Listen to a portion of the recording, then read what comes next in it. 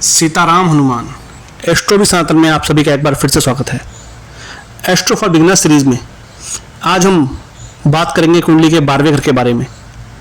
क्या कहता है कुंडली का 12वां घर और कुंडली के 12वें घर से हमें क्या क्या चीज़ें मालूम होती हैं। तो देरी न करते हुए शुरू करते हैं आज की क्लास, कुंडली का 12वां घर। अगर हम कुंडली के 12वें घर की बात करें तो इससे हम अपनी हानि देखते हैं। हमारे जीवन में हानि कैसी होगी, हमारे जीवन में नुकसान कैसे होंगे। ये हमारी नींद, हमारे सपनों को भी दिखाता है। व्यवहारिक जीवन की अगर हम बात करें तो ये संज्ञा सुख, इसका मतलब है कि सेक्स का निगेटिव रूप मीन्स एक्स्ट्रा मैरिटल अफेयर 12वें घर से ही मालूम होता है। जिसका 12वें घर में अशुभ ग्रह बैठे होंगे वो शादी के बाद एक्स्ट्रा मैरिटल अफेयर में पड़ेगा ही पड़ेगा। खर्चे, ये भी हम 12वें घर से ही देखते हैं कि हमारी ज़िंदगी में हम खर्चा कितना करेंगे और किन चीज़ों पे करेंगे। अगर हमें जेल जाना पड़ेगा तो वो भी 12वां घर ही दिखाता है। उसमें बैठे ग्रह ही बताते हैं कि हमें जेल का योग बनेगा या नहीं बनेगा। मुक्ति, उच्चतर चेतना मतलब इंस्टीट्यूशन हमें 12वें घर से ही मालूम होती है। अगर कोई इंसान नशा बहुत करता है तो ये नशे का भी है, चाहे वो किसी चीज़ का भी हो, चाहे वो नशा आपके पैसे का हो, दौलत का हो या ड्रग्स का हो। अकेलापन, कैद होना, ये भी 12वां घर दिखाता है।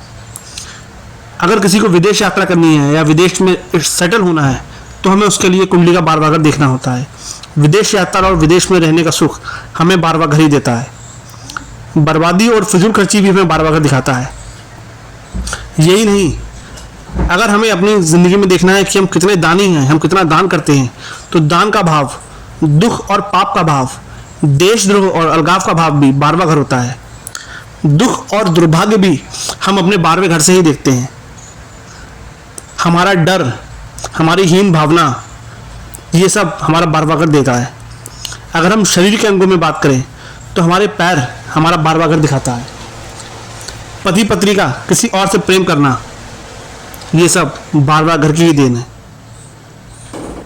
हमें 12वें घर को पढ़ने के लिए उसमें बैठे ग्रह को बहुत बारीकी से समझना होता है कि वो ग्रह उस राशि का मित्र है या उस राशि का शत्रु है। उसी हिसाब से हम अपने परिणाम बताते हैं कि 12वां घर हमें कैसे रिजल्ट दे रहा है, हमारे लिए सकारात्मक है या वो हमारे लिए नकारात्मक है। एस्ट्रो बिगिनर सीरीज में मैंने आपको कुंडली के 12 घरों के बारे में विस्तार से बताया है। अगर आपने मेरी पुरानी वीडियोस नहीं देखी हैं तो प्लीज़ पहले आप उन वीडियोस को देखिए ताकि आप विस्तार से सारी चीज़ें आसानी से समझ सकें।